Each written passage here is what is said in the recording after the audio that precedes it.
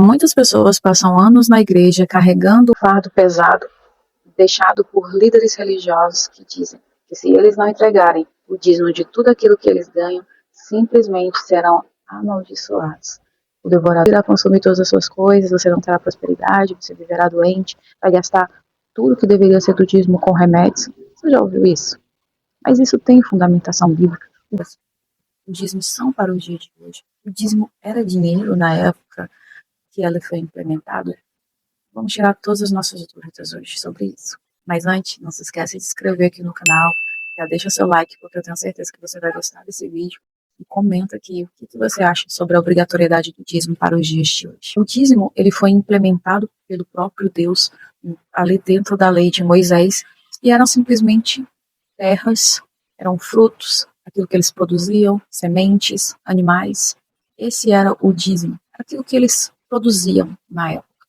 Isso era entregue na casa do tesouro.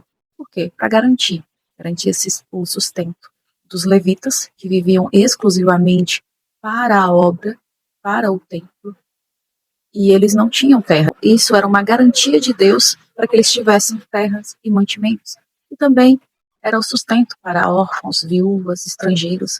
Deus, na verdade, estava garantindo dignidade para essas pessoas através do dízimo, através dessa implementação. Mas o que acontece também é que muitos líderes usam o texto de Malaquias no capítulo 3 para tentar, ali de alguma forma, jogar nas costas das pessoas que realmente elas são obrigadas a dar o dízimo. Só que ali nós vemos que as pessoas estavam em falta com o dízimo, que os levitas não estavam cuidando da casa do Senhor como deveria. Então Deus traz essa cobrança diante do povo de Israel. E como eu já disse, ele queria a garantia dos órfãos, das viúvas, dos necessitados, e que a casa do Senhor também estivesse o seu mantimento. Não estou falando aqui que você não deve ajudar, colaborar na sua comunidade, a qual você frequenta. Pelo contrário, só que nós vemos lá no Novo Testamento, na igreja primitiva, um outro molde para o dízimo, um outro molde para esse sistema. Já não é mais o dízimo, são ofertas voluntárias. O que acontece hoje, que é a grande diferença do povo daquela época, da igreja de Jesus, é que a Bíblia diz que eles tinham tudo em comum, não faltava nada. Se um tinha terreno, o terreno era de todo mundo. Se tinha dinheiro, o dinheiro era dividido. A viúva não passava necessidade. O órfão não era abandonado. As pessoas da igreja viviam verdadeiramente em comunidade. Hoje em dia nós vemos o quê? Grandes templos, luxuosos, líderes riquíssimos que viajam de jatinho, que viajam para outros países, que vivem em mansões. E esse não é o objetivo do dízimo da casa do Senhor. Esse não é o objetivo das ofertas. Hoje nós vemos pastores com grande luxo, com grandes carros, e ovelhas passando necessidade, passando por aflições. Às vezes não conseguem ajudar com um remédio. Aliás, eles dizem que não podem ajudar com um remédio, porque está tendo uma reforma na igreja, porque está tendo uma reforma no templo.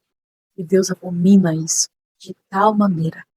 Hoje, nós temos que dar a nossa oferta voluntariamente, aquilo que estiver no nosso coração, e não com obrigatoriedade, com medo, achando que Deus vai nos castigar. Não, nós temos que dar de bom grado, com gratidão ao Senhor. E essa oferta deve ser usada justamente para ajudar aqueles que precisam, aos nossos irmãos dentro da casa do Senhor. Nenhum irmão nosso deve passar necessidade, nenhum irmão nosso deve passar por momentos difíceis, por privações. Mas nós vemos totalmente ao contrário, totalmente contrário do que a Bíblia diz. E quando esses líderes religiosos colocam esse fardo pesado sobre os membros da sua igreja, eles estão usando de forma maligna a palavra de Deus, distorcendo a palavra de Deus, trazendo uma obrigatoriedade da lei para a nova aliança.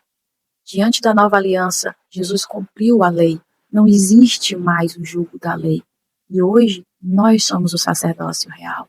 E hoje nós somos sacerdotes do único sumo sacerdote, e é Jesus Cristo. A Ele toda a honra e toda a glória. Que hoje a venda dos nossos olhos venham cair. Não existe mais. Mas tem o devorador lá de Malaquias. A Bíblia é bem enfática no texto. O devorador eram mais do que as pragas que existiam na época, eram gafanhotos. A Bíblia fala: repreenderei o devorador das vossas plantações. Repreenderei o devorador. Era essa a promessa que Deus estava dando ao seu povo de Israel. Que os seus mantimentos, que as suas plantações, elas não seriam atacadas pelas pragas, pelo devorador. Mas chamaram o devorador de um espírito maligno. Nomearam que vai corroer todas as suas finanças, toda a sua saúde até, vai corroer a sua casa, te deixando sem nada, caso você não dê o dízimo, como uma espécie de maldição. Esse jugo não existe. Deus não estabeleceu isso para nós. Esse jugo, quem coloca são líderes religiosos, muitas vezes mal intencionados, querem apenas lucrar com a fé das pessoas que muitas das vezes nem têm determinado conhecimento. Querem lucrar diante de pessoas simples, humildes. Eu já vi pessoas venderem até o bujão de gás para poder dizimar, para não se faltarem com dízimo dentro da igreja. Pessoas que às vezes escolhem entre pagar uma conta de luz, de água, a dar o dízimo. Pessoas que dizem, pastores que dizem, olha, você primeiro tira o dízimo, depois você vai pagar as contas. Deus vai abençoar o resto, não se preocupe. E a pessoa muitas vezes ganha só um salário mínimo, que mal dá para sustentar a sua casa, que mal dá para sustentar a sua família. Não caia no engano. Leia a Bíblia. Tenha conhecimento da palavra de Deus. E se você vê o seu líder está pregando fora da palavra de Deus, ele não é um enviado de Cristo. A Bíblia diz que aquele que prega fora da palavra, que traz um ensinamento fora da Bíblia, seja anátema, que é amaldiçoado. Então ouça a palavra de Deus, busque o conhecimento.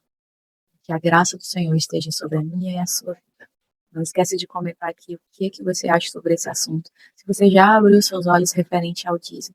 Se você oferta voluntariamente na igreja, se a sua igreja ajuda de fato aqueles que necessitam. Deus abençoe a minha e a sua vida. E que o engano não nos persiga. Deus nos abençoe.